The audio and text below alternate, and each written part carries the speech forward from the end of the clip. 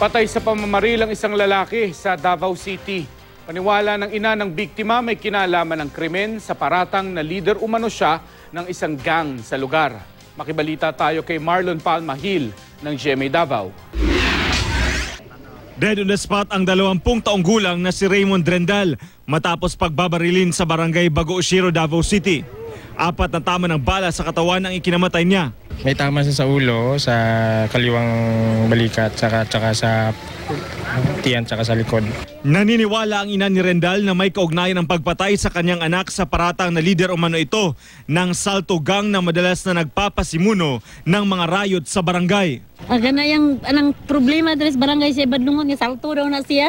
Siya daw ang leader ng Salto. Ayon naman sa kapitan ng barangay, may kalabang ibang gang ang grupo ni Rendal.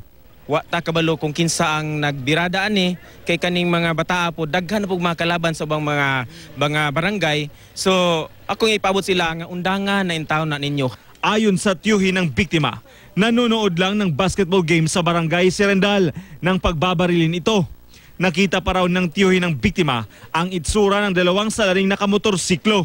Hindi raw naka-helmet ang mga ito. Patuloy ang investigasyon ng pulisya para matukoy ang mga posibleng nasa likod ng krimen. Marlon Palmahil, Nagbabalita, Pilipinas.